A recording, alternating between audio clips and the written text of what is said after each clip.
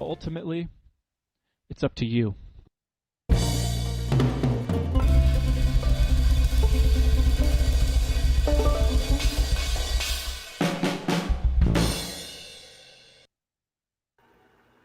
Hello, hello. Welcome, friends. My name is Chris Jantzen. This is the End Evil Podcast. End Evil Podcast was based on the book, The End of All Evil by Jeremy Locke. Great, wonderful book that you can read quickly. I recommend looking that up. You can download it free online. Just type in free The End of All Evil by Jeremy Locke. And if you look through my website, you'll find lots of links to some places to download that. And some of my wonderful friends that do podcasts like Logan Hart of the Wizard Factory and James Cordner on Free Your Mind NE or Hitchhiker's Guide to Truth have done specials and read this book. And I've also done it. And so I recommend people give some thought to the phrase, evil is the destruction of freedom. Because what that means is that we can change this situation and that we can end evil. We quit stealing. We quit stealing from one another. We understand the deeper layers of philosophy and natural law.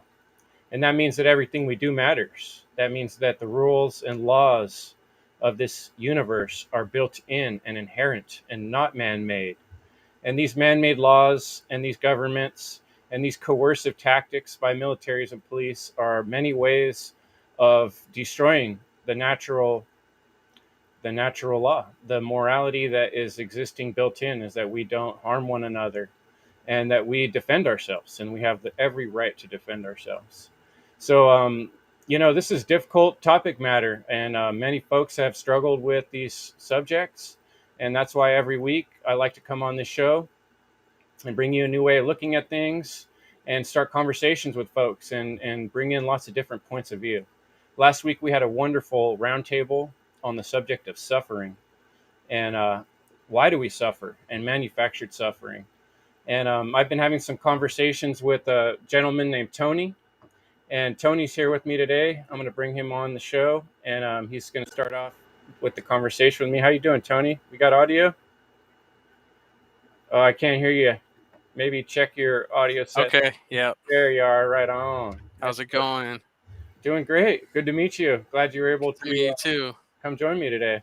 Yeah, this is awesome. I mean, you guys are kind of like in my world, celebrities. Like, I don't get starstruck like I did when I was a kid and didn't understand all the programming that goes into that. But I mean, this is an honor for me, so I appreciate it.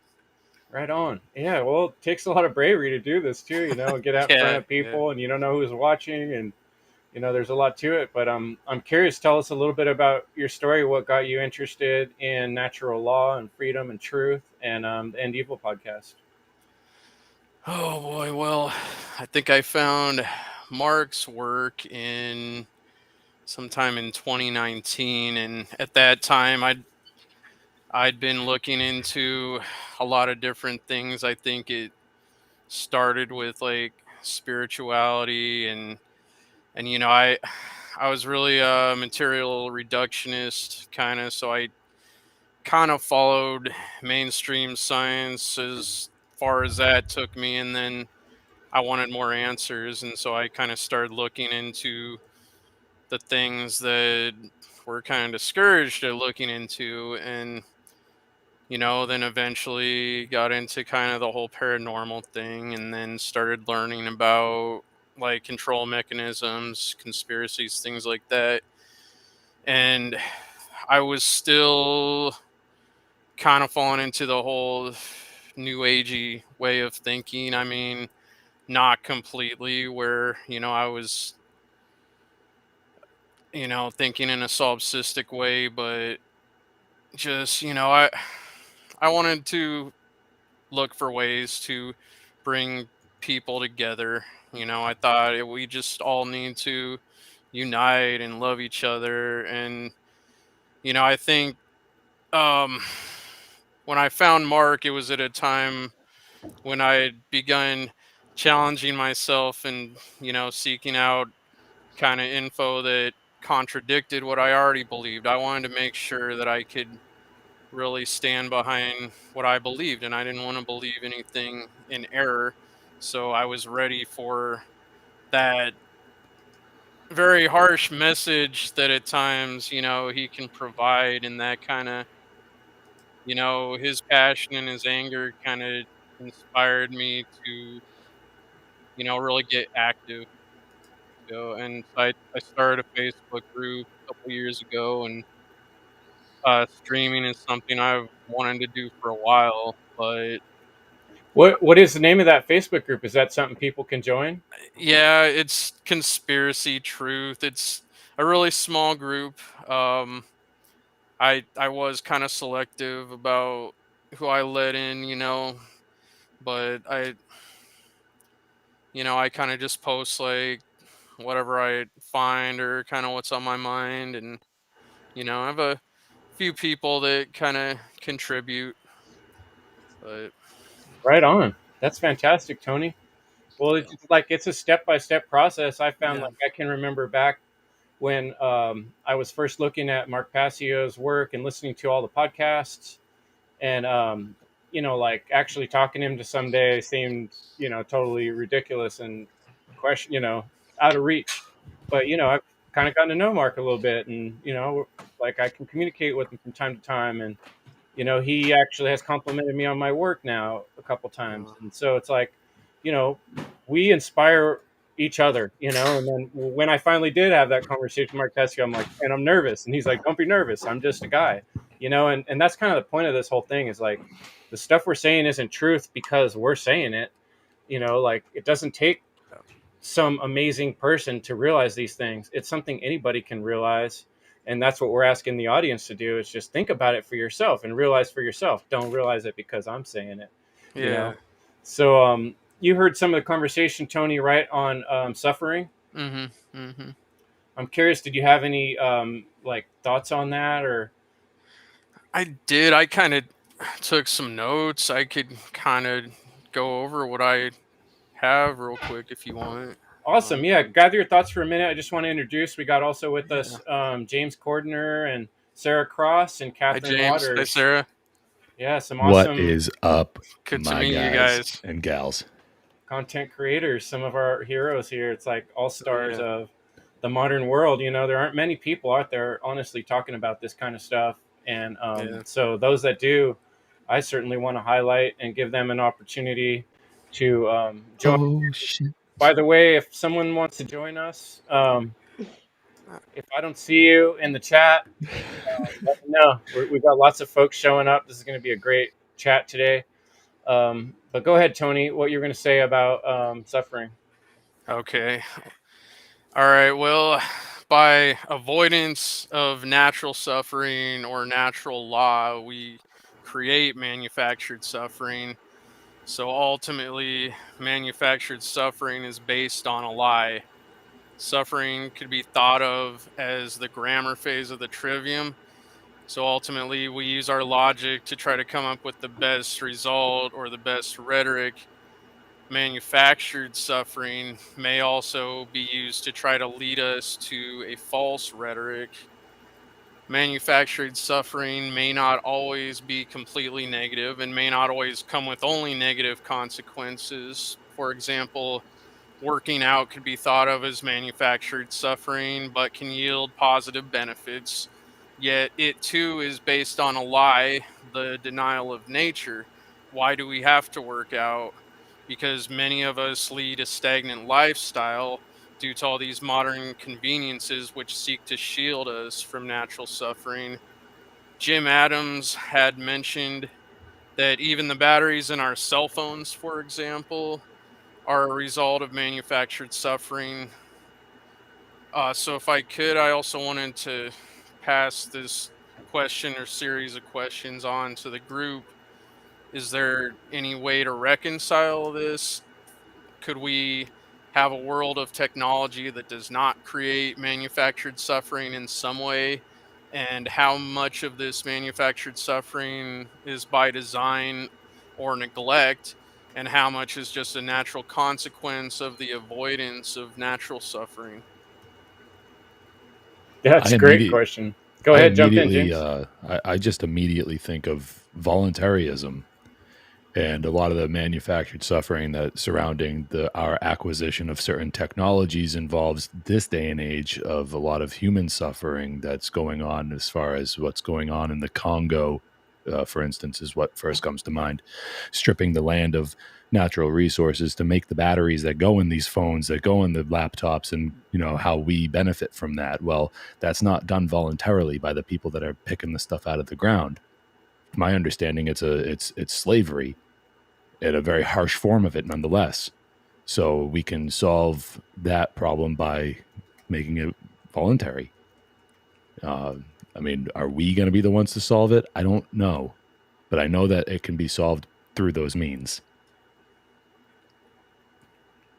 It's often occurred to me that, with the technology we have, it's kind of like a proof in the way of how corrupt government is and why the system will never work. Because if we wanted to, we certainly have the technology to where everyone could, in theory, all put their vote for exactly where they want, or put their money exactly where they want it. If it really was a true and equitable system, we have this amazing technology where everybody could put in exactly what they want, and it could all be figured out, like in a pretty fair way. But there's no way going to be able to do that, because a system like that would always require that some people think that they can control other people.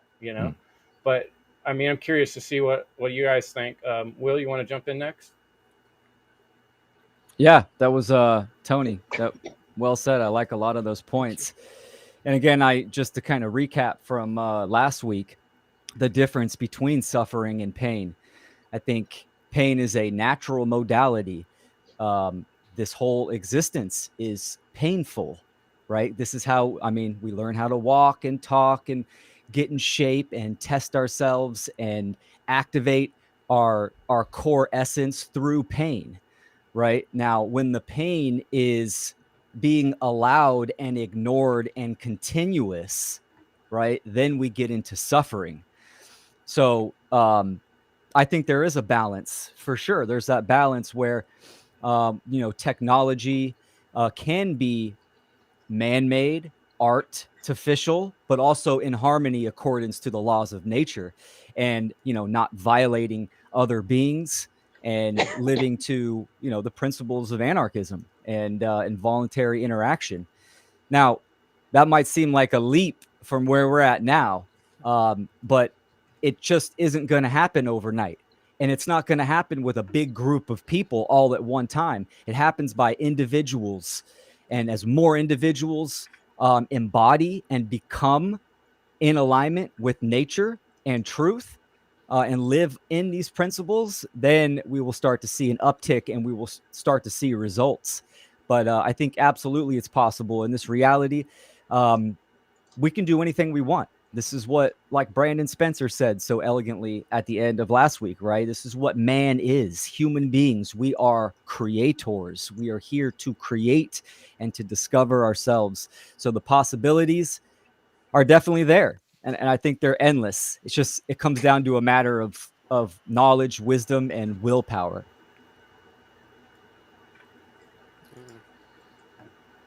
And that willpower, you know how much I like to talk about that. If anybody saw the presentation, if anybody out there hasn't checked out freedomundernaturalllaw.com, highly recommend to go there and check out all the awesome presentations from the FUNL Conference. And coming up, we got Seed Conference coming up September 24th and 25th. I'll play another little advertisement for that later. But Sarah, thanks for joining us. Do you have a comment based on what Tony and Will and James have said?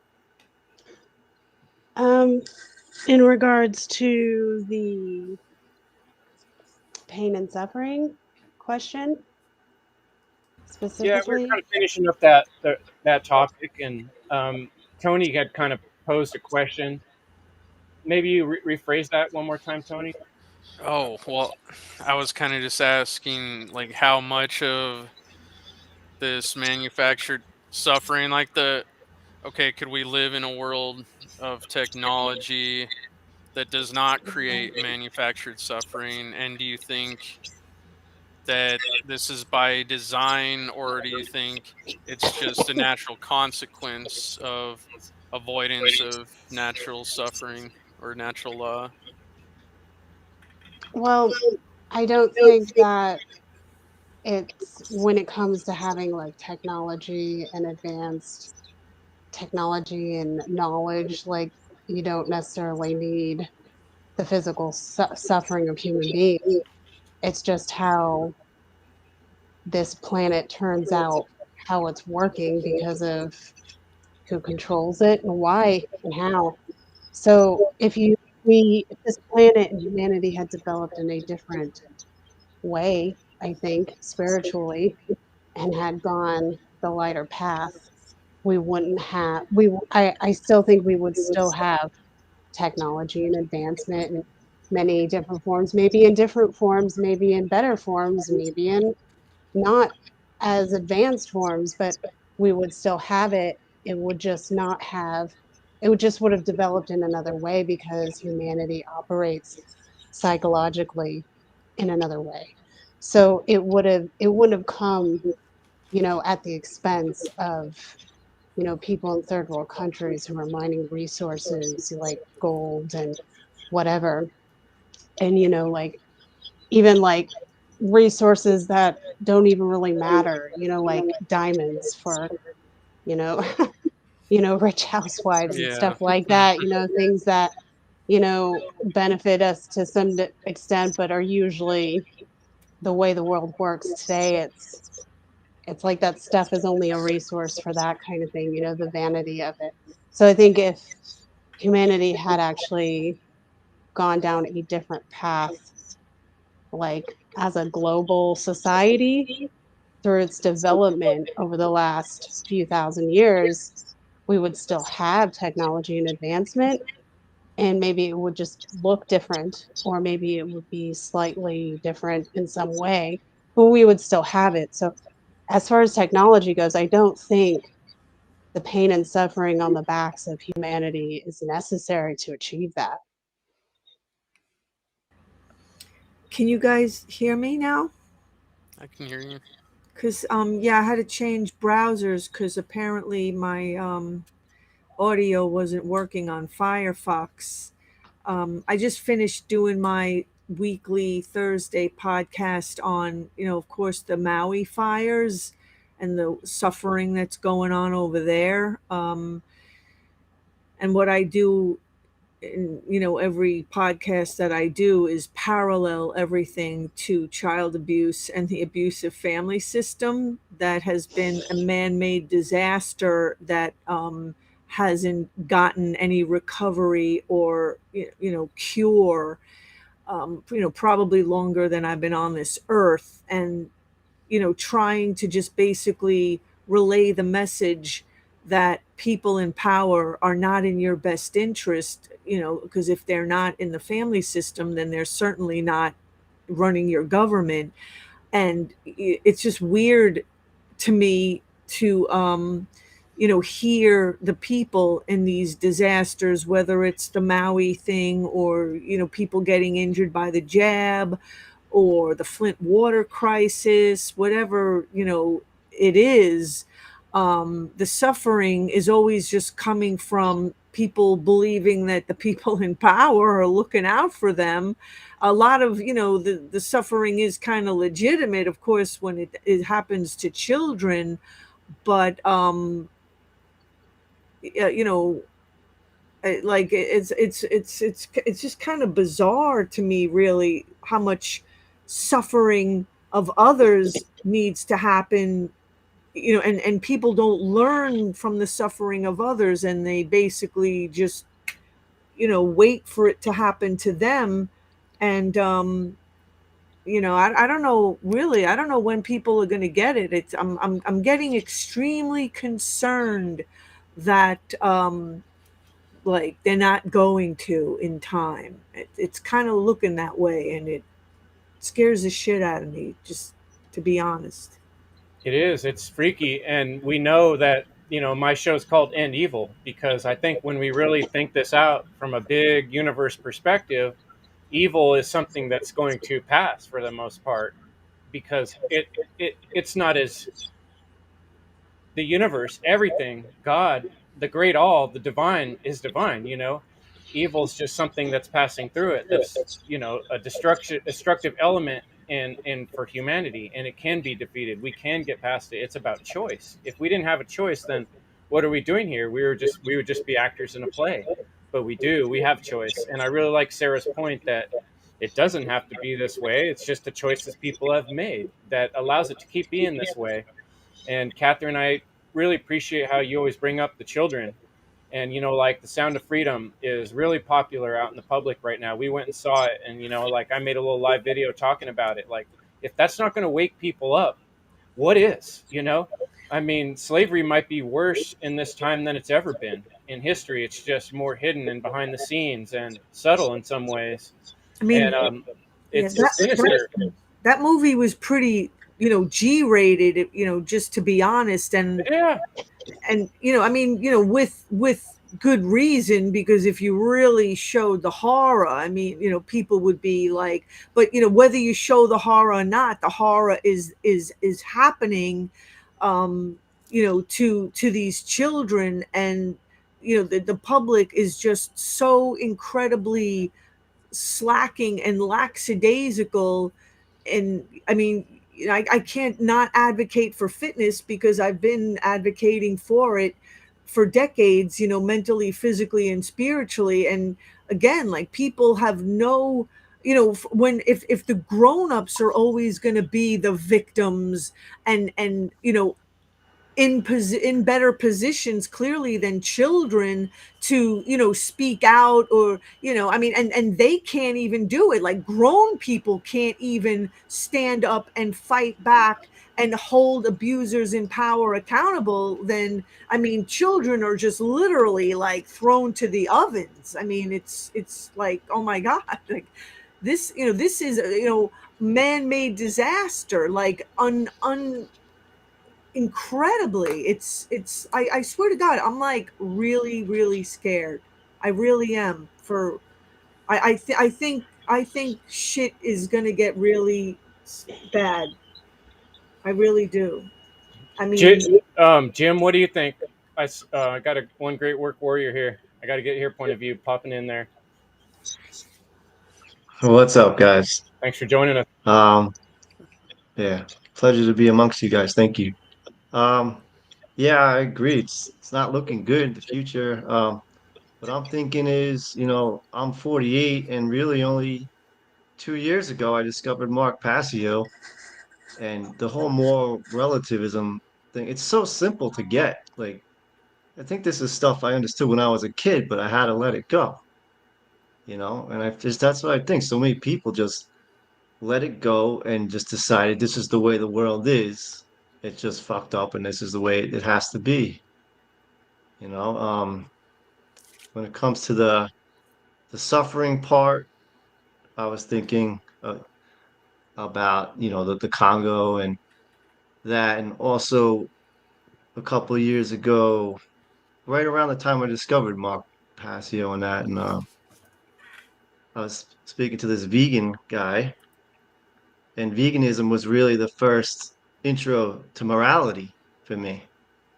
And I was for a while, but I'm not anymore. But I was starting to talk about this natural law stuff, and he took it all the wrong way, and I wasn't really prepared to speak about it yet. But he just said, "You know what? I hate people. All I care about the animals, and just like f people. People suck, and that." But that stuck with me. That the animals don't stand a chance until the people fix themselves. And it's the same thing when it comes to the cell phones and all the suffering and the agricultural world, which is something I'm part of, and permaculture and that. Like, I realize permaculture is never going to work until the consciousness of the people can get, moral relativism right, get morality right. It's never going to work. Like, I just can't see it. There's so much food just being thrown away, millions of pounds every day where I live. Like, in a year annually. But it's crazy. And agriculture too, so much suffering. That's like, think of slavery. Slavery is part of agriculture, and there's so many people in India, farmers that committing suicide recently over the years. So anyway, my point is, we what we're doing, what we're talking about, how do we get more people to own, take responsibility? And I'm not there yet. May I? That's why I brought that up about we're all using this technology. And Well, I do want to, back to and Tony's point, Jim, in the latter part of this roundtable talk, I want to transition and we'll talk about what I'm going to call debt slavery, which is money, basically. And that's a big component in this discussion. And but one thing that you reminded me of is I've often thought, like what Tony was talking about, is if you imagine, like, when you play these video games and it shows your power level, it'll be like your stamina and then, maybe your shield or whatever, right? Like, if you look at a bar for our technology, we have this huge knowledge of technology. And then you were to look at our little bar for morality, it would be this tiny little bar in the red, and it does make you wonder what happened in the ancient past to stagnate us so much on the morality. And yet we're given or learned, or somehow this opportunity opened for humanity to have, like, get way far ahead in technology, but not have the morality to keep it in check. And that's very dangerous. I've often thought of it like giving a bunch of AK-47s to kindergartners and don't say anything else. Don't even put them in the safety on. Just give them a bunch of loaded guns. Don't, that's kind of the situation we're in. It's like people don't know what we're messing with here. This is some serious stuff. But Corey made it in. I'm so glad to see you, Corey. Thanks for coming. And I'd love to hear what you have to say. And also want you to talk a little bit about your Liberator project that's coming up. Hi, everybody. You hear me? I'm assuming. Cool. So Jim and Jerry and Sarah and Tony, cool to see new faces. I always like to say hi, Nice to so I meet don't you. just I'm not just here. Like I know most of you guys, but not you guys. So it's like actually almost half the panel, which is crazy. So yeah, I do have a project coming up, which Chris said like I can talk about too, but that's aside the point. To answer Tony's question, which kind of is tying into everything else. Maybe some of you guys have heard of the Unabomber manifesto, but it kind of relates to this whole idea of technology being a threat to humanity. Just something to look into in case you haven't, for all those deep researchers out there who love to do research. Basically, a guy like sacrificed his life to show like humanity is losing the technology, and it started a whole movement, and a bunch of people know about it. It's very mainstream. Anyways, aside from that, bringing attachment and desire into the picture, I am not worried about the future of humanity and where we're heading. Because, first of all, one, that's the future. Two, I'm not attached to any things, material, money, or whatever. So it doesn't really affect me if I'm not attached to those things. This is why the Buddha commonly associated attachment with desire and suffering and said that the number one cause of suffering is desire. And so you can say, in a sense, when you look at technology, which, by the way, it depends on how you look at technology. What does that mean? Is that a book? Is that a video? What is technology, right? That has always basically existed in some form, like Will and Chris, you made a lot of good points about how man will always create. It's in our nature to create. And that is something worth understanding then. It's like, if it's in our nature to create, how do we create then? That's another nature worth questioning. To what extent do we do that? We're going to learn through our effects, through time, our consequences to our actions. This you guys call natural law. Fair enough. And there's balances in the universe that work to sort of create an equilibrium or a balance that needs to be achieved through time. So when people attach themselves to the material things too much or too little, either extreme, they start to realize, wait, there needs to be some sort of contentedness in my life. There needs to be a level of patience, simplicity. That doesn't mean you have nothing. Doesn't mean you have everything. It means you are content. You are just about right. So this all sort of ties into the question on technology, the question on suffering, and everything you guys mentioned. So each one would have to be explored in detail on its own. I know that when you're talking about debt slavery, which is a whole nother topic, some people might even bring up wage slavery because that's actually a thing in a lot of communist circles. So people thinking about, well, just because you're working under some person that makes you a slave. I think that can also go addressed on the round table if you want, because is it voluntary? Is it involuntary? What considers somebody being a slave? You know, if they're working paycheck to paycheck, does that make them a slave, even though they voluntarily consented to that relationship? There's something to bear in mind. People need to really think this through, but also just take the time to reflect back, because I'm not so worried, like I said, about where humanity is going. Nature, and what you said, Chris, is like the truth is beyond all evil. Evil is an illusion. By its nature, anything man-made is just an illusion, something taken out of nature. It's a temporary material thing. And if we recognize the higher truth beyond it, we can keep that material thing. But if we attach our worldview to the material thing, to the man-made thing, assume that to be our reality, now we forget about nature, the bigger truth that is beyond us. And now we lose a sense of who we are. Because, like Ralph Waldo Emerson or Henry David Thoreau and Transcendentalism also proposes, we become the tools of our tools. And so you can bring in all these different philosophies together, which I think is the value in natural law, is seeing the unifying quality in every single culture, religion, society, whatever you want to look at, all these big words that a lot of people will say, this is the enemy, you know, but it's the context they're in. It's the individual within the collective. It's seeing both worldviews and seeing that nature works with all of them in their perfect time and place. So hopefully that answers the question, because it's really broad, but because we mentioned so many other topics, I had to sort of make a connecting bridge. Thank you, Chris, for inviting me on. And I encourage everybody to get involved with the next event that I'm hosting after the Seed Conference, which is the Liberator 2 Showcase. Here's the website. You guys could check it out, theliberator.us.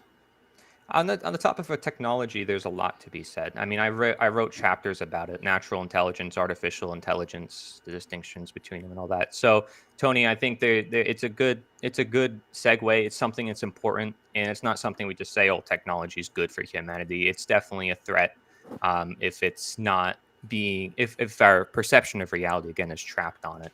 Yeah. So, it's very good that you asked that question, because many people will just pass it by. The same thing with like money. If people see money as perfectly good just because it's the fruits of our labor, it doesn't mean it's good. It's still a material thing that we attach ourselves to. And so technology, people are walking around with phones all day. It's like basically another body part that has to have some sort of effect that's going to diminish what we previously had before that. Yeah. Looks like we got Angela. Is that Angela Green, or can we hear you? Is your audio working? Can't hear Angela, so maybe you might have to check sign back in. But Jerry, what do you got to say, brother? Good to see you. Thanks for joining us. Be here, guys. Thank you for letting me in. Glad to see Jim here. Everybody, really. I'm just fascinated by what everyone's saying, and I think every single one of you made a great point. I don't know what else to add, but I do feel like what you put your mind to, it can become, it can come to fruition. And like Jim said, morality is an issue. Like the bar is minuscule compared to the length of the technology bar. So by speaking about morality, objective morality, natural law, educating the people, that is the main priority for me as of right now. And I'm just loving to be here. So, and I got a lot to say about the debt slavery. So I'll wait my turn for that. Yeah, I was just going to start working on that transition. And it's interesting what Corey said, because that actually is a bridge to the point I'm going to make. A lot of times I come up with topics for the End Evil podcast through discussions I have with people, or, like you were talking about, Tony, or I think Jim was talking about too. Like we get in these conversations with people, and then sometimes we realize, man, I don't know if I have the right answer to give this person. It's such a thick discussion. Like my mind's not as quick as Corey's, where I got like a billion quotes ready to go. And but we learn that by practicing and doing this. This is almost like training, rhetoric training, doing these kind of conversations and talking about these things. But something that came up, and if you're following this, we got a great Telegram chat going. Jerry was actually the one who got it started. He's the main admin on the One Great Work Warriors Telegram chat. And I usually post that along with the show. James, I'd like you to finish up the suffering conversation before we start walking across this bridge towards debt slavery. All right. First of all, for a moment there, we had like a Brady Bunch thing going on. I wanted to draw attention to that. I thought that was pretty cool. But on a more serious tip, story. Yeah, Will was like in the middle there. We could have had a whole thing, but but more seriously, all right, Jim, nice to meet you. And I really enjoyed hearing what you had to say. And something that caught my attention especially was what you had to say about like food and how much food goes to waste. I'm a trash man. I pick up dumpsters all day. And I'm telling you right now, the amount of food I see coming out of my truck twice a day, it's appalling. And before I was a trash man, I was a chef. So I used to load those dumpsters with the food. And I used to ask, why can't we just donate it? There are laws that prevent people from donating food. There is a system in place where perfectly good food is supposed to be thrown away because you can't donate it. And on top of all of that, something that I've been kind of hearing about recently is I forget exactly the location of the group, but this group that likes to feed homeless people are getting fined by the city in which they're doing it, and they won't stop doing it. So God bless them. But there are organizations and institutions actively working against people who are doing charitable actions and helping people who are, I don't know, living a free life, not hurting anyone. Maybe they're using a little too many drugs, but I don't know if they're hurting anybody by living under an overpass or something like that. I hope they find better shelter, of course, but I'm just saying that you can't even feed these people outside of a public library without getting a $10,000 fine or whatever it is. And like it's just absolutely disgusting, the laws that are in place that are preventing people from taking perfectly good food. And if it's meat, those animals died for that food. Why are we wasting it? If it's vegetables, ground was harvested for that food. Why are we wasting it? If it's fruit, the same thing as vegetables. Like, why are we wasting any type of food? It's perfectly fine to eat, and it's being thrown in the trash because of government mandates. Could you guys quit foraging? We're trying to waste this food. Yeah, and I've seen it on both ends, and it's just disgusting. Hey, James. Sir. Make a quick advertisement for what you got coming up this Saturday. And I want to see if I can make this share screen work. Tell me if you guys could see this. You have to go into the settings and then click automatically share screen, unless you're going to have to come back and share it from the green room on the left-hand side of your monitor. Oh, it won't show it while we're all on here? Oh, I don't know. Maybe there's too many people, but it should. Huh. Anyway, I just tried. Anyway, James has a show coming up this Saturday I wanted him to talk real quick about. So in recent time, I've reformatted my shows, and it's kind of like going a little above and beyond. And I have done interviews for like almost 90 episodes of my show. And now I'm like confident that I can bring a little more to the table. So what I've been doing is after the interview segment, I've been like, reading some PDFs and kind of like unfolding information that's pertinent and helpful towards people's kind of development and realizing the truth. Because I can tell you the truth until I'm blue in the face, but it's up to you to realize it. And I want to make sure that I can kind of facilitate that process and help by just sharing information, making sure that the sources are available in the show notes, that any PDFs that I write are available, read. The PDFs that I read are available for you to, read and get better context and all of those things. So this Saturday night, I'm actually not doing an interview. I'm just going to be doing an all call-in show. And you can find that at my website, freeyourmindne.com/call. You can also watch from there.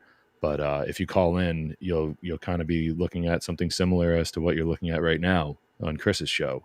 And we'll be able to talk about, whatever, no taboo topics, call in. Just don't be a dick, but like, it's like all are welcome. You got something to add to the show. You have some value to bring, some points of view that you want to share, things you've been thinking about, anything you want, you can come in and we can talk about it. And I've laid out everything pretty simply and very digestible, very few criteria to like get into the call-in room. I've been calling it the green room, and it's very simple. Go to freeyourmindne.com/live or /call, and you'll be able to figure all that out for yourself. So Saturday night, August 19th, at 9 p.m. Eastern Standard Time, and that's when we'll begin.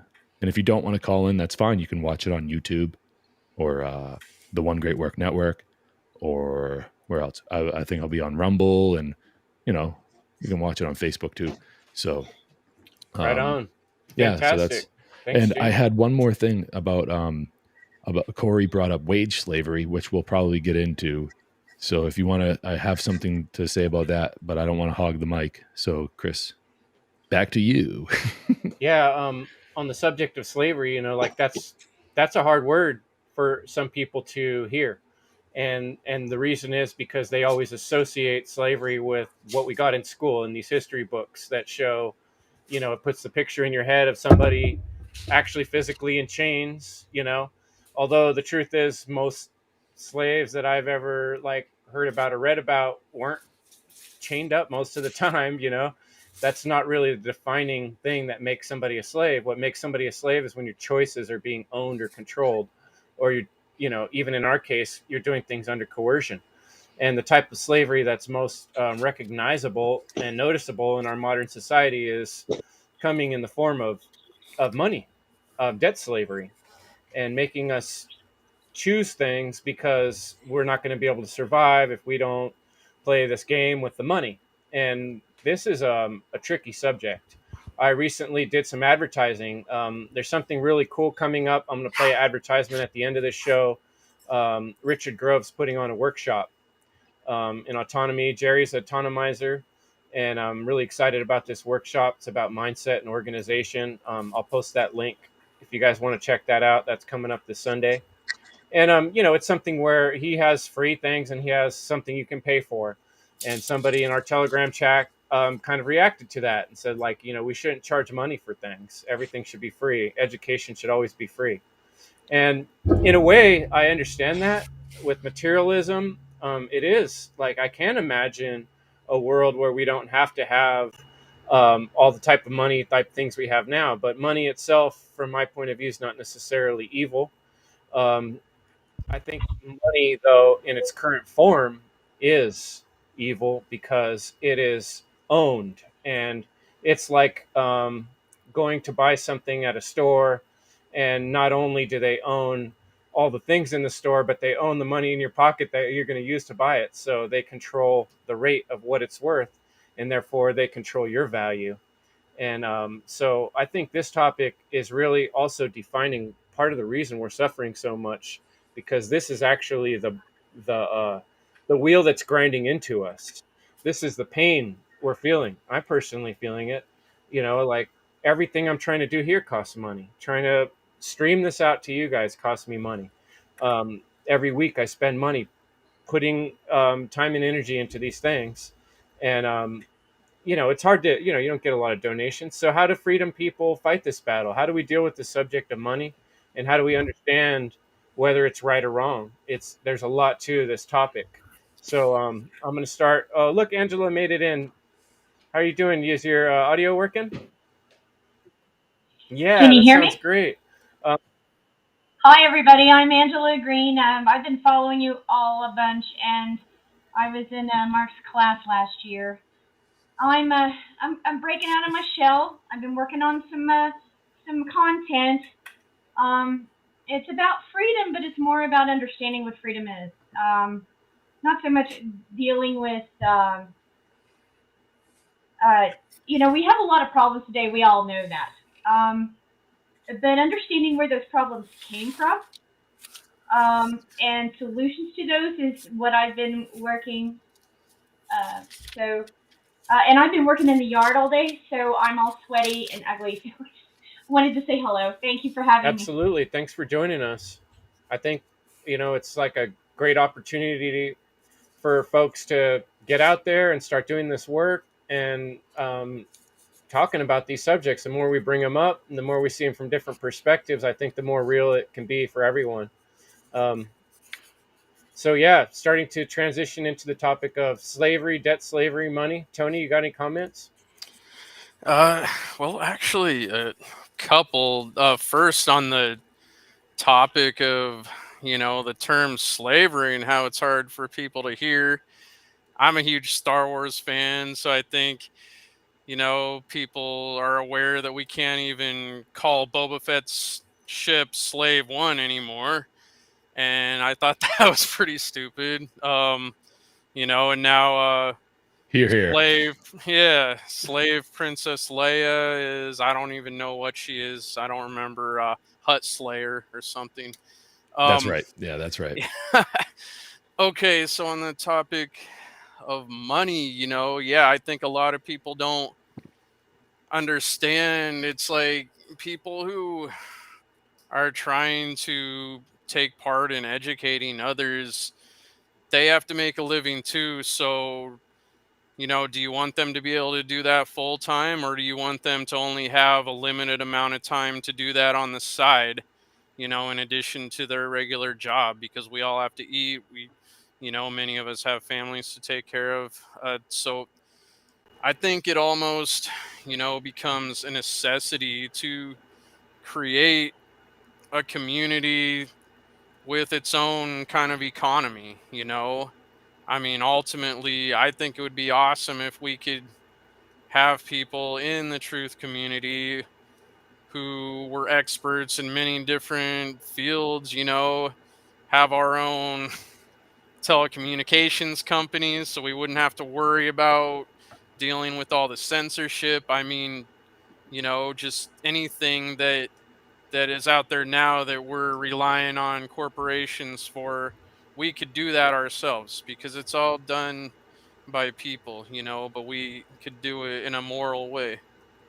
So that was kind of all I had.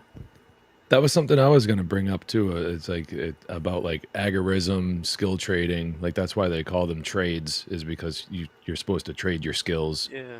You're a plumber, I'm an electrician. You need wiring, I need pipes. You come do my, pipes, I do the wiring. Blah blah blah blah.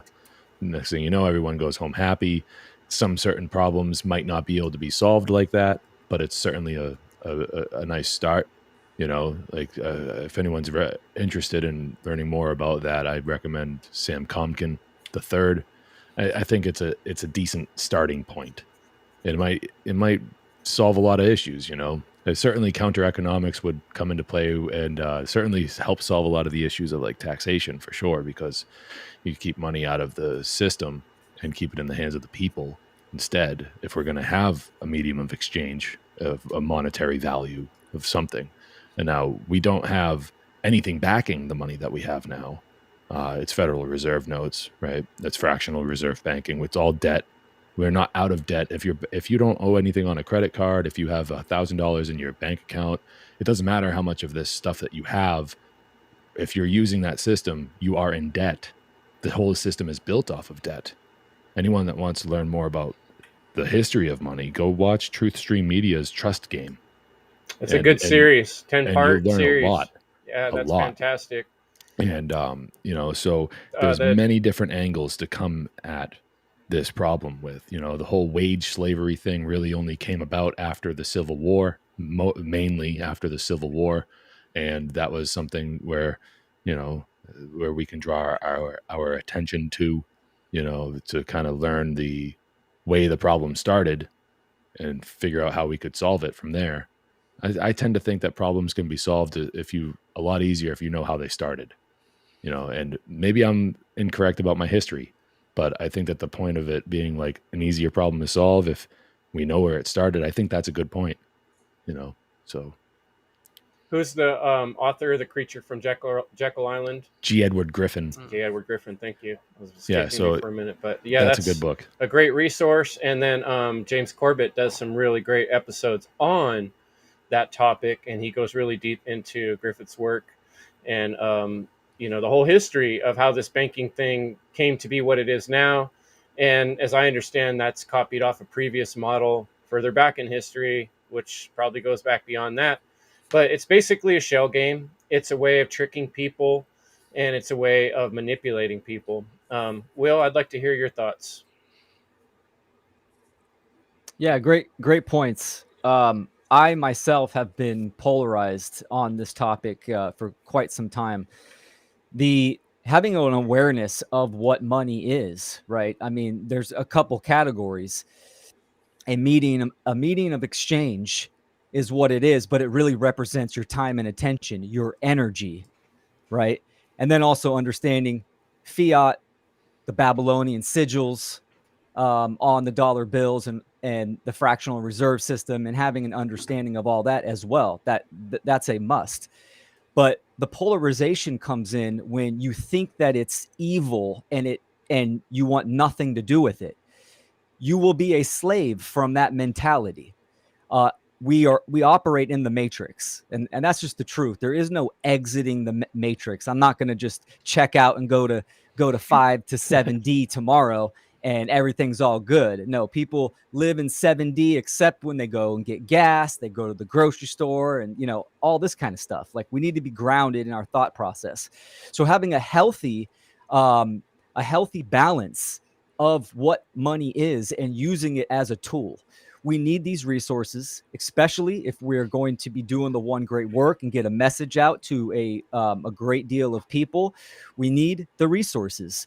So we need to utilize it and understand that it does represent our time and our attention, our energy, and use that to our benefit. Now, obviously, the other side of the polarization is when you worship money as if it's a religion, and a lot of people do that, right? It's God to many people, where it directs and it controls their thought process, their emotions, and everything they do in life, how they operate from that stance of money, right?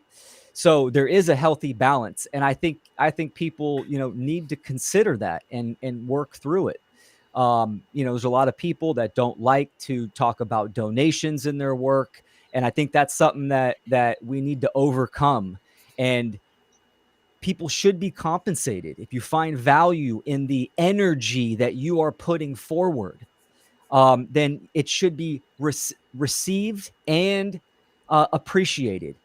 In the Norse tradition, I live by the law of Gebo, which means energy exchange, equal energy exchange. The energy I put in, the energy I receive. And I don't like if a contractor comes over to my house. I mean, of course, I'm going to pay him fairly because he's putting his energy in, and I'm going to show appreciation and give him energy back. And we do that in the form of what we call money. Ultimately, the true currency is our energy, our one eye, which ultimately you can be reduced down to knowledge.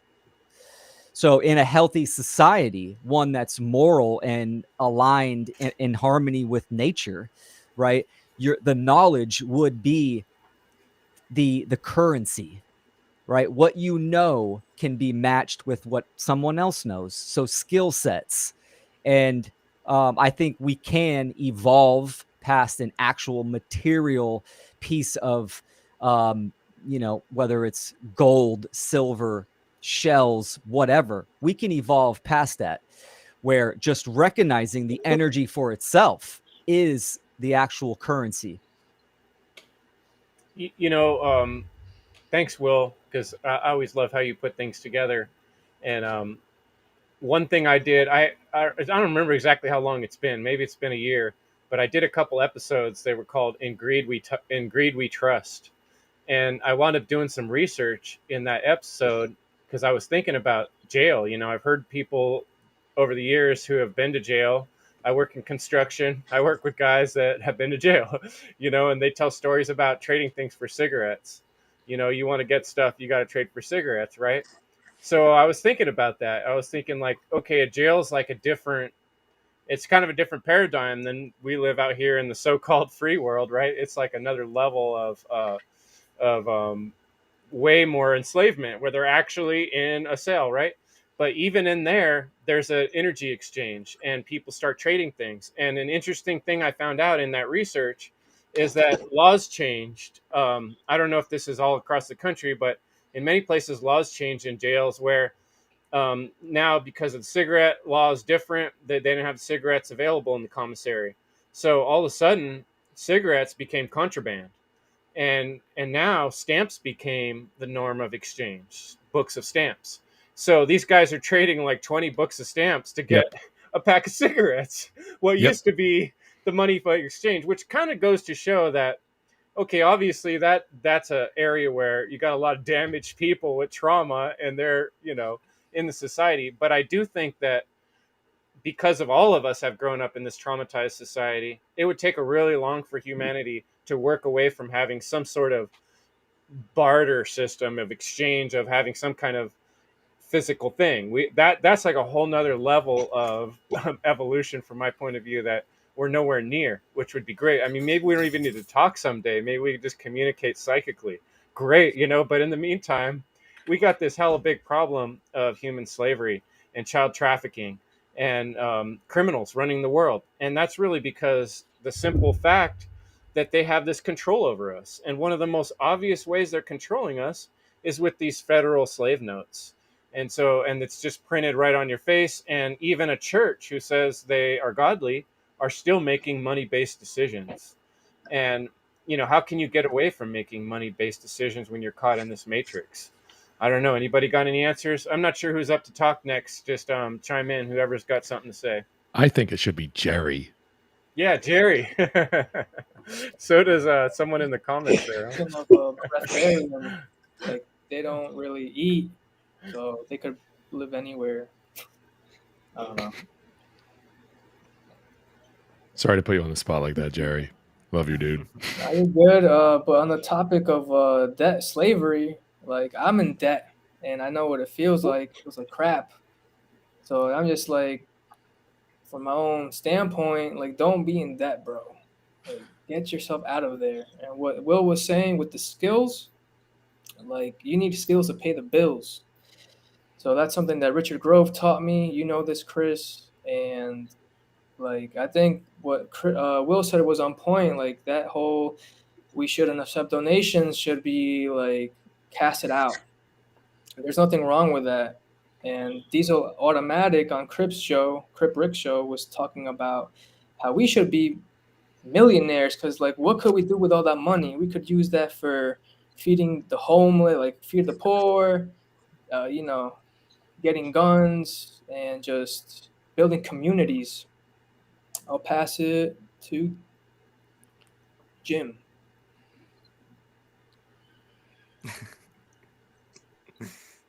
Man, money.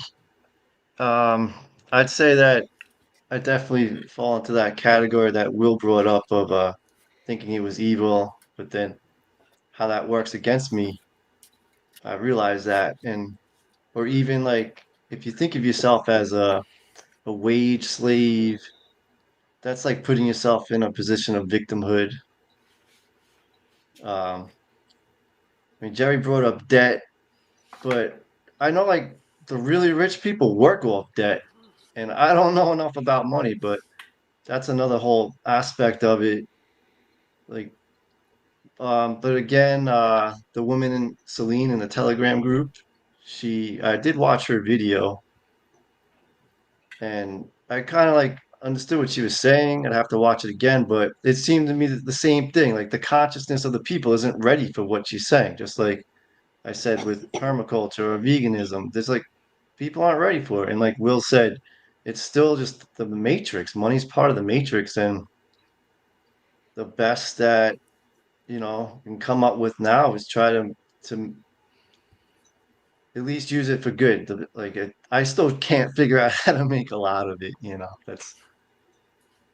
I just can't. Like, I don't know how to make a lot of money. I bust my ass, and I'm happy to work and help people. And as if I'm in creation, that's fine, But I don't know how to use that energy for money yet. And then, Well, there's so many people just sit behind a computer and touch buttons and make millions of dollars, like my cousins and brother-in-law. I'm like, it's just weird. But then they don't even understand that they're slaves in the real sense. That's another just last point I want to make. Like, people understand wage slavery, they can get that, But even people making millions of dollars don't even get that they are literally slaves. You know, like they don't own their bodies if they don't pay the taxes. They're going to jail, like stuff like that. They don't want to like think about that. But go ahead, Chris. Yeah, let's hear from Angela.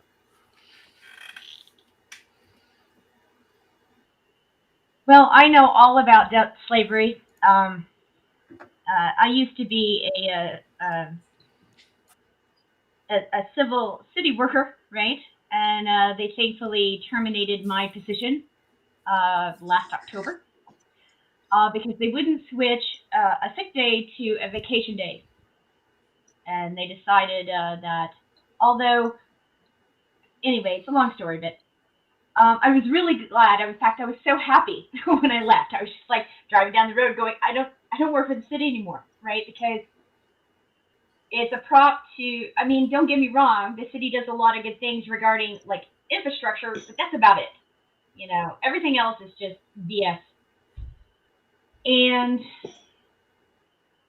luckily I'd banked a little bit of money, and I've been living off savings since then, and I'm really glad for that. But what I've come to find out regarding money is that what's interesting is that I've been, in the work, applying for jobs, looking for something to at least pay my debts, the debts that I do have. I got a credit card and some student loans. And I'm not getting any interviews anywhere. I mean, I apply to 3 to 4 places a day sometimes, and I get no feedback. And it makes you wonder because they're like, oh, we can't find skilled workers. And I'm like, I've got 2 bachelors, and I have a crap load of experience. But they're like, oh, but it's not specific to us because you don't know this one program, right? And I'm like, or application, online. And I'm like, well, why can't I learn it? There was no succession planning when I took my job at the city. They don't train you for your job. It took me 2 years to figure it out. Okay, 2 years. So when I look at what's going on with the planned obsolescence regarding debt management, debt slavery, the suffering that comes along with it, all I know is that every time I fall into this place where I've got to make a change, the universe supports me. The construct that I'm living in supports me somehow. Somehow I will get help from a friend, help from a good decision I made in the past, or and the thing is about a lot of people think that they're looking for the law of attraction, they're doing all this stuff that's outside, but they don't understand that the law of correspondence comes in with reality. If you don't make the reality that you're living in your friend and use it, because we are all like little tiny specks of little tiny lights of God's experience of now. It's like, you have to have a relationship with your life, and look at it that way. And I find a lot of things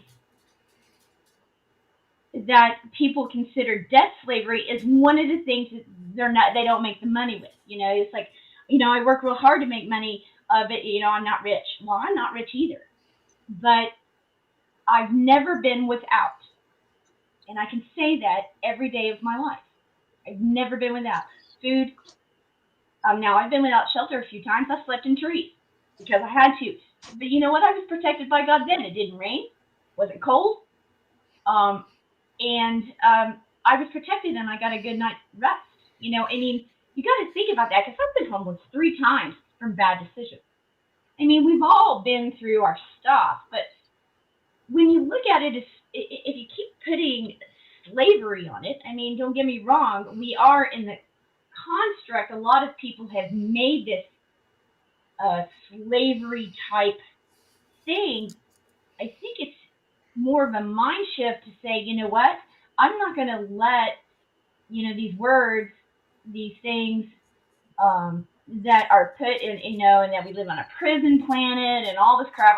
I don't want to use that kind of wordage anymore. I just don't, because I know that even if I make the dumbest decision tomorrow with my last $2 and buy a lottery ticket, the universe is still going to provide for me somewhere, some way. And that's it doesn't matter if you have faith in yourself within this construct, in this realm that we live in, because correspondence comes from the heart and from the brain, as Mark has always said. And then your correspondence with this reality is what you're going to mirror back to you. Because, prayers and wishes and prayers and wishes don't come true unless you put your body behind what you need, what you want, what you desire. Your avatar has to move toward that. This avatar, this construct of mine, I have to move it toward that, or I'm not going to get it, right? And I need to not worry, I need to not fret, and I need to just keep going on. And I find that that's where the suffering lies, is that there's a cognitive dissonance about the beauty of this life, because I know people that have gone through a lot more hell than me and are very much more successful than me. Well, Angela. So, and so I'm going to yield there. Thank you. I would say, there's one aspect what you were talking about is, and what I've heard reflected from a couple of us is that, like we think of people of rich, when in contrast to most people in the world, those of us that have a lot of what we have, you can see right in front of us, we are fairly rich. This is probably the top, 1 to 7% of the world that have like running water and, electricity. And so we are doing quite well.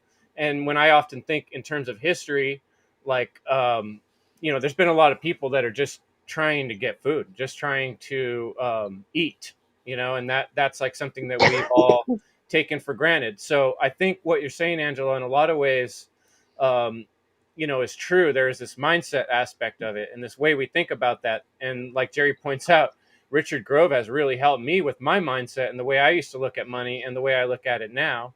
And changing our perspective has everything to do with making a difference in this world and making some positive changes. And what is it going to take to reach the change we want? And which battle is the one that's priority given the context of the situation we're in? But I saw, Corey, you were having some reactions there to some things people were saying. Go ahead, and I'd like to hear what you reply. No, I'm sorry. I'm emotive at times.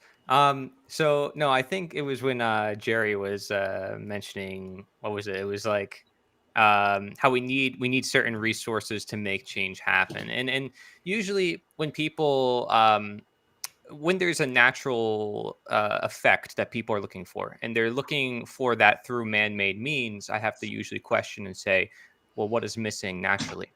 Because I'll be honest, when people come together, anything can happen. Just with the energy, just with the people who have the intent to make it happen, regardless of what actually is desired or whatever.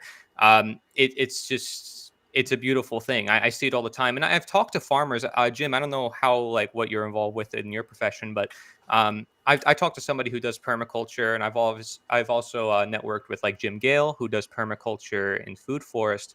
And they create abundance. They're like, hey, look at all this empty land that people are not using. And once they start using it, you can feed a whole family with just a short amount of land. I think that's amazing. And if we look toward that and we show that by example, which I'm creating as well outside my house, I can literally show all my neighbors, be like, hey, come over here. Hey, here's a fruit. Like, that's amazing. That's going to make their day. That's going to give them nutrition. It's going to help everybody. Like, this is why Jim is constantly saying in every video, like, this is what's going to change the world, regardless of the morality or the consciousness in humanity. Having foods are really helpful. Now, that doesn't mean that's the only thing, because here's the deal: we tend to limit ourselves. A lot of people are like, we should do this, people must do that, people should be doing that.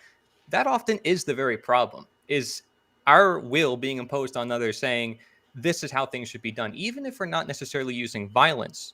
we're proclaiming to have some sort of authority over other human beings, which we have to be very careful with, because every individual has to make their own decisions for themselves, right? So like for myself, I agree with money. Sorry, I don't know why I got kicked out. I agree with you guys about making money, right? But the problem is, me personally, I just don't want to make money off of my work because I have other reasons.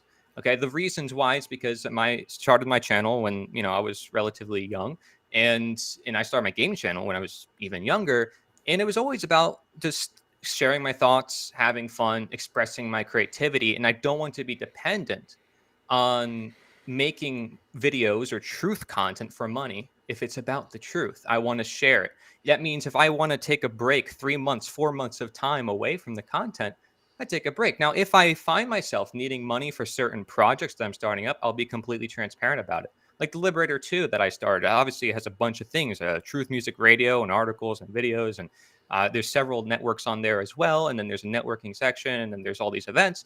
And then there's the mailing list for the weekly newsletter where I put a lot of work into it every week.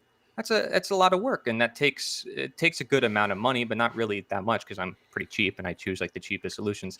But still, I would be very transparent about it if I go ahead into that pursuit. But again, I can go without that too. I can do anything I set my mind to. If I said like Jim Gale, who does the Food Forest, he said he was bankrupt 13 months ago. He was bankrupt the whole year, and he said, you know what got him out of bankruptcy? Having a plan, having a vision, sharing that with the world, and now all of a sudden the money starts coming flooding in. And people are like, let's get this started, because people care about other people, and he's still putting in a lot of work himself. It's just not the type of work that other people may be considering work. The same thing, like I'm doing work, we're doing work. It's the one great work. It's not the same work that people usually consider work. And this is why I also like to differentiate between currency or wealth versus money. Money that's material thing versus currency or wealth, which will always exist in some form. Here, I give you an apple. Oh, I get an orange in return. Wow. I consider this a valuable exchange. Something you said just struck me, Corey. Yeah. Like our own self-worth, right? Like Mhm. I see this often in people's confidence, and even in my own self from one day to another. If you see yourself as being really valuable and you have a strong sense of confidence and self-worth, then other people start to see that too. And Yeah. I've spent a lot of time in my life kind of with this negative self-programming, is I'm not that good at making money. I don't get paid enough for what I do. And that I know it becomes a cyclical type of thinking, and it kind of like feeds into itself. But Yeah. I did want to give, Sarah had asked me a little while. She had something to say. I want to give her opportunity to talk as soon as you've finished your thought, Corey. Sure. Yeah. Well, she can go right ahead. I'm pretty much done. And then just to connect it to my previous point about, again, desire and attachment, because anytime we're talking about these things and asking the musts and the shoulds and the needs, we always have to just remember the most important things in life, right? And always just remind ourselves of those things so we don't lose the roots. But I am going to probably head out because it's like, a little late where I am. But I appreciate it, Chris, and I hope anybody can get involved with the projects that I start up as well. And I'm I'll always be going to keep in touch with involved, this my community. brother. Awesome. Yeah, I'm working on my little 1-minute speech, and Likewise. folks, check out liberator.us.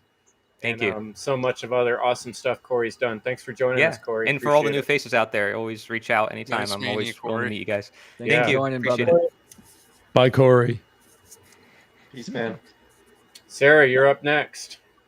Oh, I was just waiting and listening to everybody really and taking it in, but I was thinking about, and like I have to agree with several points that several people made, especially with Angela, who made the specific point that, well, at least I think this is the point she was making, because this is something I kind of like figured out too, was that like really the amount of dollars you have that's labeled by the Federal Reserve or whatever, yeah, that gives you, this hell world, wealth that is, a status you can claim or whatever. But really, like how you see yourself and how you like live your life, whether that is you could live that in a wealthy lifestyle, and that's how you like you build your home and hearth, that's how you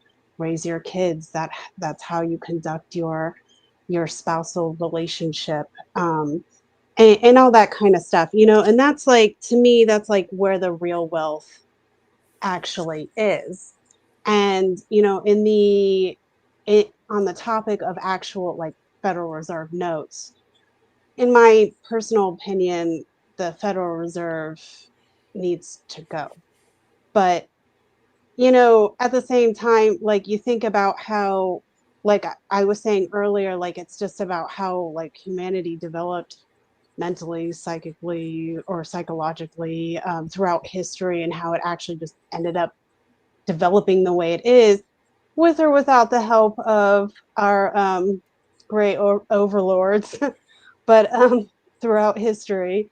And no matter where we would be out in the future or in current times or whatever, there's always going to be some sort of form of currency, because you know, that's how like human beings that have like that wherewithal to, you know, think and do things, that's like how we just like kind of fall into, like we have to have some sort of currency, whether it's, you know, pieces of paper with numbers on them, or train tokens, or whatever. Or it's a bartering system where, you know, the baker bakes bread and the seamstress makes the clothes for the town, or whatever, you know. You know, somehow, like, I mean, back in the Wild West, there was like currency that was accepted in the form of, there was some kind of like weird copper coin or something like that. But it wasn't like a government issued money, but it was money that was accepted in those times. So throughout history, there's been always different kinds of currency. And like I'd be totally okay with the barter system, because I mean, I personally, I can make you pants all day long, you know, take me 2 seconds to make you pants, doesn't matter. So it would be easy for me. You know, and then that comes to like the idea where that the wealth that you can build is also your skill set. And like if you can build a skill set, that is knowledgeable wealth. And it certainly matters more than like a piece of paper that says, you know, like, oh, this is what you deserve. Like, you know, we just need that in the way the world is today. And one of the things that kind of occurred to me actually a few years ago, and I think it's kind of a weird concept, maybe not everybody thinks of it this way, because most people just cannot think outside the Federal Reserve. They just like, what do you mean? You know, like anytime I bring that up, they're like, what? You know, like, you know, their brain starts, you know, and they can't like, they just like, the wires get crossed and they can't have a conversation with you anymore. But one of You the Sarah things, crossed their brain. they're just like, Yeah, it's like, Sarah oh my crossed the God, I broke wires. them. Like I broke the person. Like, oh no. But like one of the things that occurred to me a few years ago was like, I mean, I worked in the food industry for like, I was a server. I've been a manager of a restaurant, many restaurants. I was in the food industry for like 13 years as a Fucking A. server and a manager. And so I know the pain of waste with food and everything, but I was somebody who spent most of my life just trying to figure out how I was going to survive, because I by no means grew up even middle class. I wouldn't even call it middle class. It was like, you know, very bottom rung, maybe middle class, you know, maybe upper rung, almost what would be considered in the United States as poverty, to some extent. So like I grew up kind of thinking like, you know, most of my life I spent like, oh my God, how am I going to survive? How am I going to make money? How am I going to do this or that? And then I had like the issue with like the institutional world giving me this conditioning that, oh, well, because you have this condition, you're probably not even going to make it to like 20, 30, you know. So I had that all compounding for the majority of my life. And then a few years ago, my point is like I kind of started to figure out that I didn't like money. I don't like money. It's just hassle, really. I mean, whether you can classify it as like something that enslaves us or something that is a tool, which I do think it's just a tool. I don't think it's necessarily evil. It is a tool, and it's how you use it. It's how you use all currency, really, is a tool. But I just decided I didn't like it and I didn't care about it. So the less I found over like time, this took time for me to really like put this emotion together. The less I actually cared about money or financial gain, the easier life got for me. And I'm not rich. I don't have a whole bunch of money or anything, but I found that, me not putting my thought into an emotion into this idea that I have to have money to survive and live my life and be comfortable and whatever. Messages. I found that the less I thought that that was true, the easier and the more comfortable my life got. And I live fairly well comfortable, and I'm happy, and I've got a roof over my head and clothes on my back, and um, you know, things, I'm not starving or anything. So I think that in itself is a type of wealth, but maybe that's a little bit too, you know, spiritual for this topic. It's real. It's our life, Sarah. And I grew up kind of like you did. I was in a pretty poor family. I grew up in a HUD project. And, something else you brought up in my mind, a memory of, I live in Northern California. And, I'm going to read this from Wizard Factory from Logan. He was going to come tonight, but he didn't have very good phone reception. He says money is neutral, but it makes sense you feel that way, Sarah. The feminine doesn't like being forced into survival mode. It's more of a masculine modality. Wow, that's an interesting way to look at it. But I came up from that point of view of being like in a poor neighborhood and like looking at people that were rich is almost bad, like they're looking down on us. But no, what you reminded me of was like when you go to Sacramento, they take you on these trips when you're a kid here in school to like the gold, where the gold miners discovered gold in California. It's a big part of our history of California. And they show the bank in there up in Sacramento where people would bring their gold. And originally when people would bring their gold, the bankers there would give them these notes to represent that, oh, we're holding this gold, but this note represents the fact that we actually have this gold. And then they sort of explain the progression, how then, eventually they got to hire a bunch of guys with guns to guard that bank, and then they're giving out more and more of these notes. And pretty soon people aren't coming back and trading their notes for the gold. They're just trading the notes to each other, and you can kind of see how this progression happened. It started out pretty honest based on trust. And then over time, more people involved, you get people showing up like, how can I take advantage of this situation? And it starts to get out of control. So, the only thing that's ever going to keep any kind of monetary system honest is honest fucking people, Mm. And so that's building that foundation of morality and education, which is where we're all going with this. But I think, sharing each of our individual experiences a little bit helps us kind of look at this thing differently and understand what we're talking about it. And, hearing these different perspectives. I'm going to close up the show in a few minutes here, but if anyone's got something they're really excited about saying or kind of closing thoughts, I'm open to that. Yes. Go ahead, James. All right. So we could talk for the rest of the night about this, but let's just keep it short. CBDCs, central bank digital currencies. Say no. This like seriously. We can have the Federal Reserve, like all of that stuff. They're trying to change it over.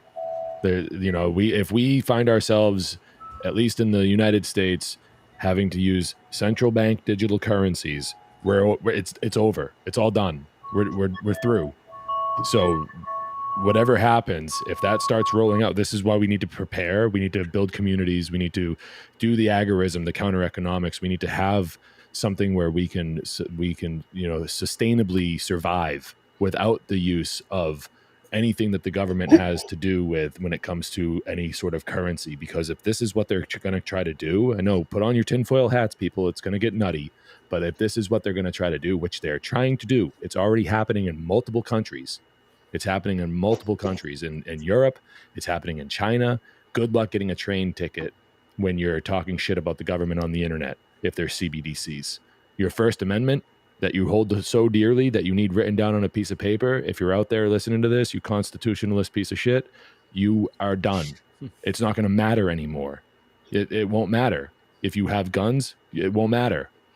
Everything that you do, track, trace, database, from soup to nuts, everything you do, they're going to put expiration dates on your currency. You'll only be able to hold a certain amount of it at a time. You'll have to spend it before a certain amount of time. That's what I mean by an expiration date. This is what they're rolling out. It's already happening in China. Hey. They're going to juxtapose that to a social credit score, and that's how much you're going to receive every month. The whole UBI, a universal basic income, that's what this is about. It's mentally preparing people into a state of mind that's going to get them to think that the government's just supposed to give them money. No, not welfare. A UBI. You have to qualify for welfare as it stands right now, which I don't think anyone should be trying to use that system, but that's a different conversation. But UBI is like those stimulus checks that everybody was so excited to get back in 2020 that put us all in a fucking shitstorm of economic disaster. So, I mean, just look out for CBDCs. Yeah, Logan is in the chat saying buy Bitcoin. Yeah, anything that we can do to separate ourselves from what they want us to do. We still have time, not a lot, maybe. I don't know how much time, but it exists right now. So we should be practicing these things. We should be hooking up with people in Freedom Cell, like Derek Brose's Freedom Cell Network. And we should be like doing more podcasts like this to at least raise awareness on a grand scale, and keep in mind, folks out there in America, we still have it pretty good compared to the rest of the world. Like, seriously, talk about it. It is slavery. What's going on right now? It is monetary slavery. It is debt slavery. There is no argument to that. You can call it whatever you like. I was actually hoping Angela would have stuck around because I would have taken her to task about this. I'm sorry, Angela, but that whole thing about stop calling it doesn't matter what you call it. It's still the truth. We're enslaved. It's a type of slavery. Doesn't matter what you call it. Sorry, you're wrong.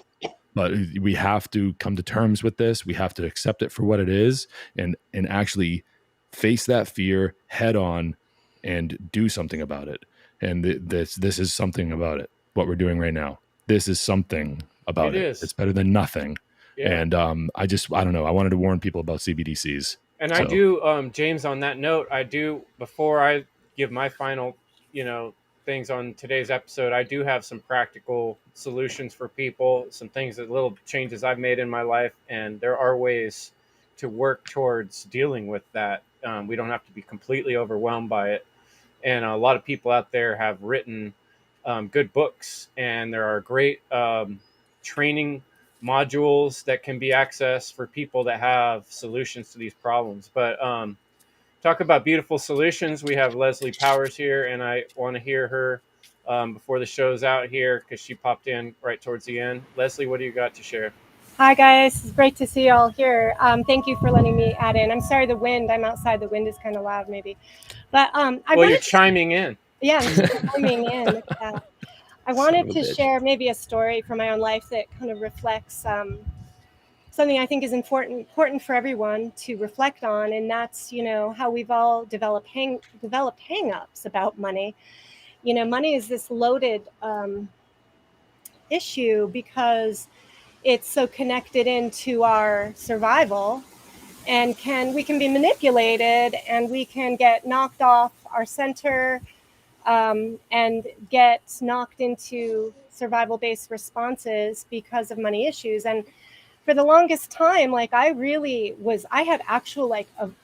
avoided paying bills. It was a really big problem where I would procrastinate and avoid, and I'd have anxiety just about pulling out, the bills and paying them. And then, I'd get myself into a hole because I would be late on things and not take responsibility to fully organize my finances, or I was totally against even learning about, stocks or investments. It was this taboo thing, and I didn't really know why. I went into this field of social work where there's sort of this stigma that you're not in there for the money. If you're there to help people, you're not there for the money. And it's a fallacy in a way. It's like sacrifice yourself, because if you ask for something for yourself, you must be selfish. You just need to give freely, right? There's a lot of fallacies and a lot of, professions, helping professions. There's, people who are generally caregiving tend to be exploited and give till they're empty. There's lots of messed up dynamics around abundance, and money gets, rolled into that. And I had this aha when I was, I would be, I would freak out about paying, getting behind on credit cards or things, but I ended up kind of getting to a place where I got like numb about it all. And my parents were visiting me, and my dad in particular, my parents are very responsible people. They're very hardworking class people who, I remember my father always being stressed out about the bills, stressed out about paying, the price of things. And he would like cloister himself to pay the bills. And when he was visiting me, he was like, all of a sudden had this panic. And he's like, oh my God, I think I'm late on my credit card payment. And he was literally in a panic about it. And I said, Dad, it's okay. It's okay if you pay late. It'll just be a late fee. You don't have to be too stressed. And he looked at me dead in the eye and he said, I would rather commit suicide before being late on paying my credit card. And I was shocked.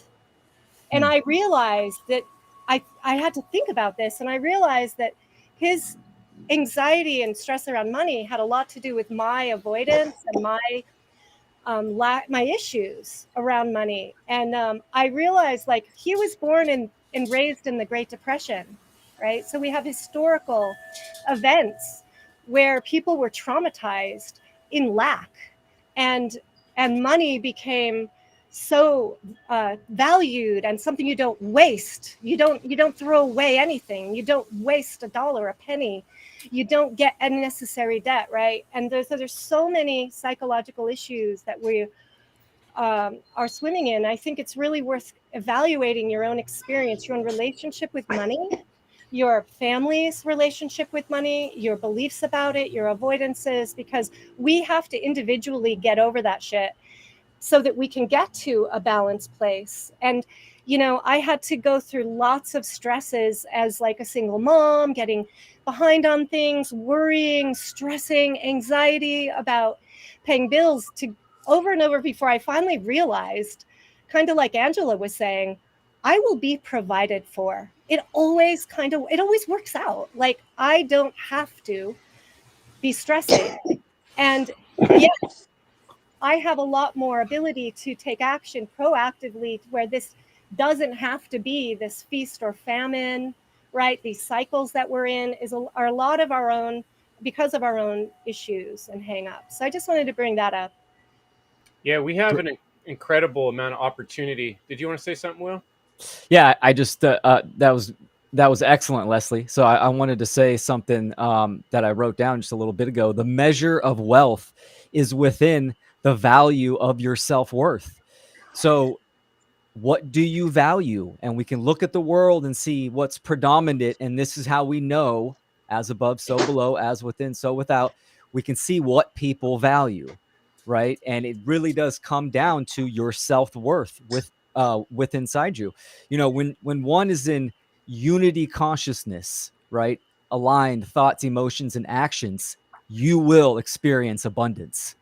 You're in harmony with the forces of nature, and your path will be,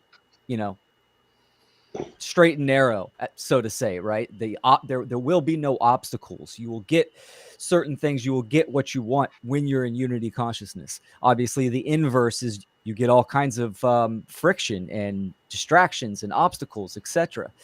So I wanted to real quick touch on what James was saying, because I think it was powerful. And it kind of comes down to adaptation. We're in the transitional period of society, going into the new societal control system, the new slave system. So we have to have a level of acceptance and adaptability. So I'm all about disobeying immoral shit, right? It's like they're trying to force the CBDCs on people. Buy Bitcoin, do something different. If they want to enforce policy, regulations, and laws, disobey that shit. Use discernment, of course, use discernment, but break man's law. I live by that shit. I don't pay taxes, and when they try to get information from me, I don't give them shit. I'm self-employed. Bring back the barter system. There are groups, most likely in people's local areas, that absolutely do the barter system. So my point is to get involved. That's what we need to do during this period. That's, you just started to touch on what I think is, one of the best tools we have. And I created a whole presentation about this.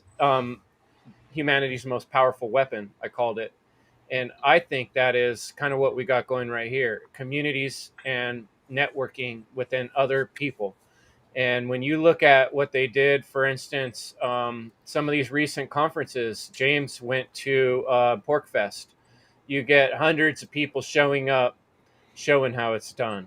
They're all trading, bartering, sharing food. Everybody's clothed, fed. And I've heard from like Freeman Well, Fly. not everybody was clothed. Okay, well, not everybody needed to be clothed That's half either, the right? fun. Yeah. Allergic to shirts. The point is that if neither someone here nor was there. cold and they needed to be clothed, somebody would give them a blanket, or there would be a way for them to get one. In a system like that, of freedom-minded people all coming together consciously and caring about one another. And there's ways you can build that in your own community and in your own network of people.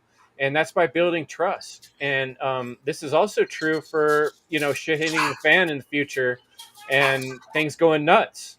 If you don't, you can save all the food you can imagine in some, closet, but eventually someone's going to break in or you're going to run out of that food. You're going to need other people when shit hits the fan. And so I think it's really important to establish relationships.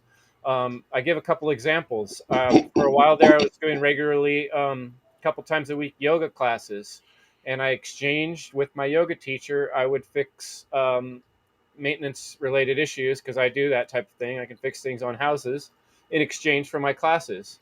My self-defense classes, I've been trading for building, doing my carpentry work. So, there's a lot of ways you can go about kind of wedging yourself out of the system. If you learn to do something that there's a lot of people here in California, there's a huge percent of population of what they call illegal aliens, people that have come here from Mexico. And I see some of them working harder and doing better than a lot of people who are born here that have all their paperwork. And they do it without speaking the language, without having a legal car, without having a driver license. They do it with networks of family and friends, and by busting their ass and working hard and creating, internal systems within their own communities. So there is a way, and those are the ways that we have to start learning by exercising them, by training in them, by talking about them. And that's going to be going forward on the End Evil podcast. I'm going to be looking to bring more examples and skill sharing methods to people who might listen to the show. And I think everybody who's here, I want you to think about things that you can offer and skills and things that you can teach to others to help them start taking responsibility for their own individual life and their own individual choices. So we don't have to be dependent on these tyrants and these child raping, human murdering, soul killing, dark occultists at the very top of this evil pyramid of destruction. We don't have to be part of that system a few generations down the road if we start putting in place the opportunities to go in a different direction now. And that's what we're trying to do, is pave that way. So it's interesting. What's the social engineers, the dark occultists? What's their currency? What do they value? Our children. Exactly. Yeah, they value our energy. But they use a money vast is nothing to network these people. They make it. They make it up, right? They don't. Yeah. They have In a way, unlimited they resources. make us have to work in, jobs that end up benefiting them while they take our children. Yeah. Right. Yeah. Yeah, I mean that's the Disgusting. whole Gaslighting. process of the public school system and everything like that. It's to perpetuate the cycle onto the next generation to keep this gravy train rolling, and it's about energy harvesting. Yes. And we get put into this modality of thought where it's like, oh, like this is just how things are, and it's like, yeah, okay, maybe that's how things are, but it's not how they have to stay. They don't have to stay that way. We can change things. Manufactured, right? We have to be able to have the mindset to want to change things and to wake up and realize that this shit is fucked up. Like it like just to put it like blatantly, just use some parrhesia. It is fucked up what they have us all doing.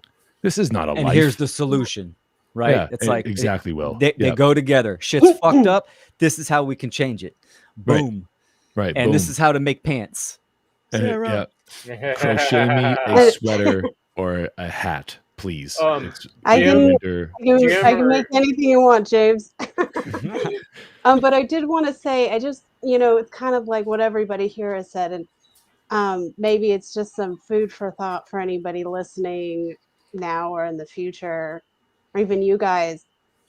One of the things I kind of figured out, through my own development is that I now understand that I will get what I ask for.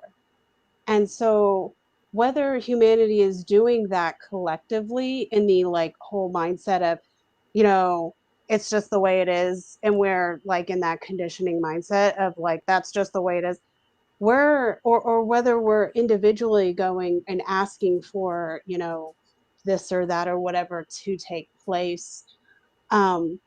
Whatever it is, that which set all things in motion, God, spirit, source, whatever you want to call it, it is a creative, responsive, artistic force.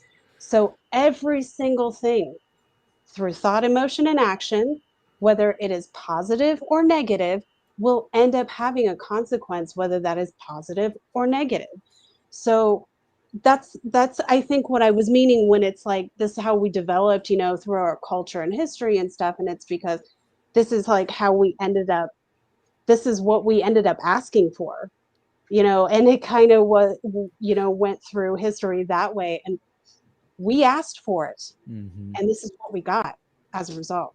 So if we start changing that mindset and start using our power that God gives us of thought, emotion, and action, and the tool sets of care, nonviolent, self-defense force, especially care, and we use that as the tool it is, then we start using it collectively or even individually, to start manifesting, more of a positive idea. Everyone's like, oh, this is just how it is, instead of being like, well, I don't know, let's see how it really is. And have kind of, start veering off it, maybe suggest that to the people who can't really think outside of the box too much. Then we're going to get a different result, maybe 50 years from now, 100 years from now, 1,000 years from now. But this is, it's all a manifestation of reality. And so in the end, whatever we choose to do, even individually, and we all connect to each other through spirit ultimately, but whatever we're choosing to do on the majority scale of that spirit, we're going to get what we ask for. Even if it is not in the way that we think, we could sometimes say, not even say, maybe we have this emotional, push in us and we want this to happen. And maybe this thing happens, but it's what we asked for, but maybe it doesn't look like that's what we asked for, but that's what we needed. And it's going to come to you in a way that only, you as the individual who is asking for that can handle in that particular moment. And maybe in 20 years, you can handle it in a different way. I don't know if that makes sense. Totally. But that's something I kind of figured out over, I needed to understand, I needed to figure that out for myself before I could start actually, making any kind of change for people. And I didn't do a lot of things on the internet for, for different things. I was in person. I actually operated in community centers, and I worked with the city hall, and we did events and parades and these, things where you go and you do arts and crafts for, during the Christmas season, and operated a community center where people, no matter what kind of wealth they had, whether they were homeless or otherwise, could come in and have a cup of tea and coffee, and you could, you could challenge them on certain ideas. So I think one of the best ways you could ever affect, your fellow man in regards to trying to maybe shift that mental mindset of, be careful what you ask for, kind of idea, is to be sitting right next to somebody where you can hold their hand, you can give them a hug, you can give them a cup of coffee and be like, oh yeah, and like really get in their face about shit. Or really like just sit there and be with them and let them, ramble on with whatever, and let them get it all out so that you can take that apart and reinstall something new that they hadn't thought of. So I just wanted to point that out, or, maybe that would be useful knowledge for Fantastic. somebody to think It about. is. It's beautiful, Sarah, and it's also what we create, what we imagine paves that way. And I think we set an example when we look at people like James pointed out. I think it was James who pointed out, like someone like Derek Burrows, who created this freedom cells. I've actually literally made friends and built my network through that. And that was him pushing that idea and getting someone to help, get the programming done or whatever, so those of us that blaze the trail forward are those of us that set the example. And then when you're, like you're saying, when you're sitting down next to someone and drinking some coffee and they say, what do you do? And you say, well, I go out every day and I do such and such. And they're like, wow, Sarah's doing that, or James is doing that. That's how we, make an impression. We leave an impression by using our will and our imagination To inspire. But yeah, that's it. So that's beautiful stuff. I want to close up the show, but I wanted to give... Can I make a point before we do that? Or yes, Leslie, go ahead. Yeah. I just wanted to highlight a few points that I think Will, Chris, and Sarah were making. One was Will mentioned something about unity consciousness, and I just want to highlight that involves unity within us.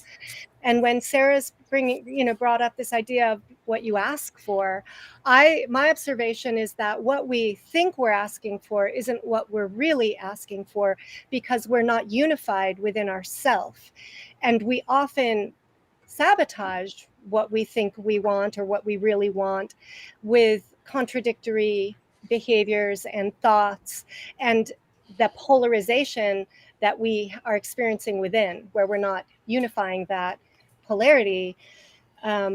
So, there's a lot of times when we are a step ahead and then a step behind, right? Like we're zigzagging and we're not making full force forward. And sometimes that's, the matrix that's messing with us, but for great part, I think you could look at your own habits and your internal divides to see where you're tripping yourself up when it comes to abundance.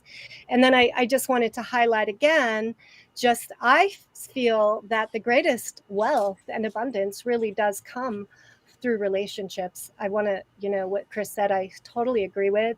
I feel like in many ways that my wealth is greatest right now because of the friends that I have and the people in my life. And I know when I think about the future and the uncertainty of it and the possibility of, money as we know it falling apart, I'm not really afraid, because I have friends. I have people who I know that we can work together and we'll figure it out. Right? So anything that keeps us apart is a concern, honestly. Anything that prevents our communication and our gathering is something that we need to fight, we need to really stand for our ability to unite together. Beautiful. And she chimes in with the chimes on the perfect chiming. Saved by the bell. Tony or Jim or Jerry, you guys been kind of quiet? You guys I get got this? something. Did you want to say something before we close up? Go ahead, Jerry.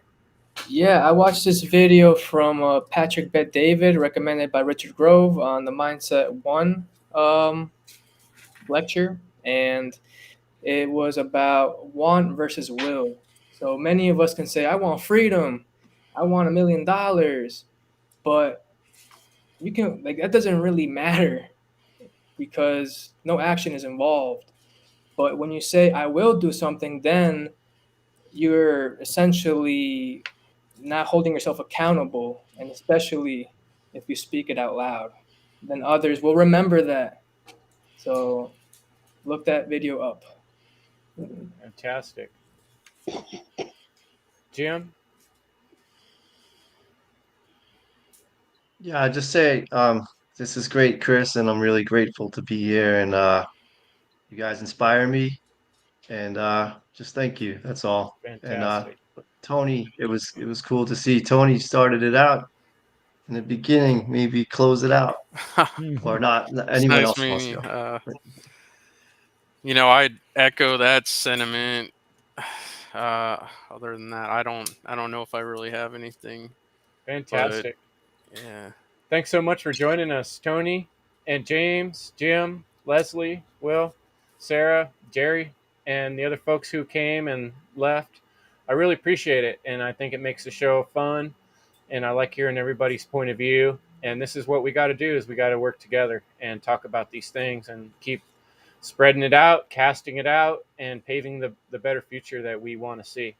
So thanks so much for joining me, folks. I'm going to play a couple little kind of like commercials here at the end, things I want people to check out. And I recommend people go to endevil.life. That's my website. And on the side there's a little link that will take you to autonomy. And autonomy is something we've talked about. That's another possibility, way to work towards more financial freedom and to try to understand, to look at money in a different view. And Richard's got this mindset thing going this weekend, and I recommend people check out his work. He's actually affected me majorly in that way. So I'll move over to that and kick everybody out, but we'll have much more good roundtables to come. Thanks, guys. Much appreciated. Appreciate you all. Thanks, Chris. All right, you guys are Thank awesome. you. Thanks, Chris. Thanks, Right. everybody. So Peace and love to you all. Thanks, guys. Peace. Fantastic. If I can figure out how to do this. All right, guys. So as I was saying, I have faith. It's too many buttons.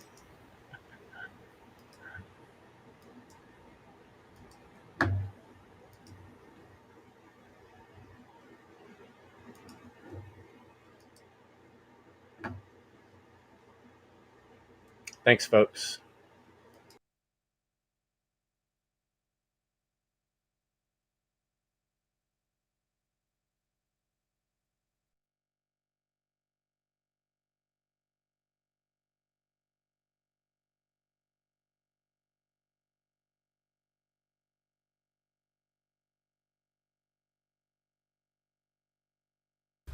Hi, Richard Grove here. I'm inviting you to join me and a whole bunch of other professionals August 20th, 2023. It's the Mindset to Level Up conference. It's all about organization. You're going to learn a methodology, a 3-step methodology, so you can get yourself organized. And when you get organized, you can understand. And when you understand, you learn to take action. So learning how to take action in life starts with the mess you might have in front of you, learning how to piece it out. Ask the questions that need to be asked in order to organize, to mitigate, to put it there for later, or put it on your calendar for next week, or do it right now. Learning how to take what you have in front of you, parse it, separate it, identify the individual parts, see how they fit together, and then put